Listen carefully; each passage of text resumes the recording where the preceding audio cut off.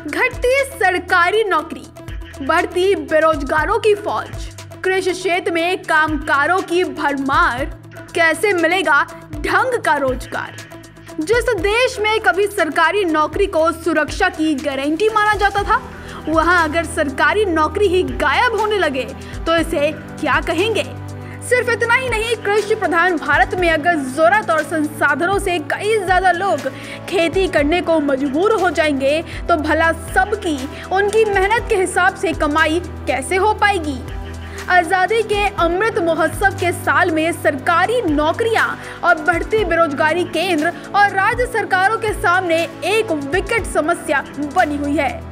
नमस्कार, जनसत्ता में आप सभी का स्वागत है। हमारी इस खास पेशकश में बात नौकरी की होगी। कहां गई सरकारी नौकरियां? भारत में फिलहाल 3.75% लोग ही सरकारी नौकरी करते हैं और सरकारी एजेंसियों का डाटा बताता है कि यूपीएससी, एसएससी, बैंकिंग और सेंट्रल पब्लिक सेक्टर में बीते 3 सालों में लगातार नौकरियां कम हो रही है। भारत में बड़ी संख्या में लोग कृषि क्षेत्र में काम कर रहे हैं। सरकार की खराब नीतियों के कारण कृषि क्षेत्र में काम कर रहे अतिरिक्त लोगों को दूसरे क्षेत्र में काम नहीं दे पाए हैं।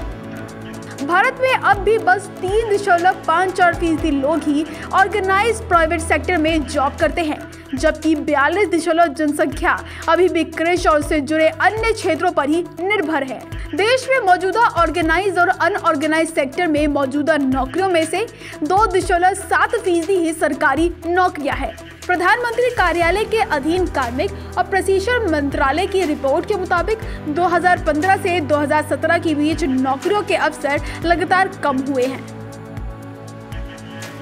कृषि क्षेत्र में कामगार बेशुमार। उधर पिछले 2 साल में कृषि क्षेत्र में कार्यरत लोगों की संख्या में तेजी से बढ़ोतरी हुई है। 2020 से 2021 में कृषि क्षेत्र में कार्यरत लोगों की हिस्सेदारी बढ़कर 44 से 45% हो गई है। कोरोना में लॉकडाउन के बाद कृषि क्षेत्र में कार्य करने वाले लोगों की संख्या में इजाफा हुआ है। खास बात यह है कि खेती बाड़ी की जमीन और उससे होने वाली आमदनी की तुलना करें तो कृषि क्षेत्र में काम कर रहे लोगों की तादाद जरूरत से कहीं ज्यादा है, जो एक तरह से बेरोजगारी का ही दूसरा रूप है।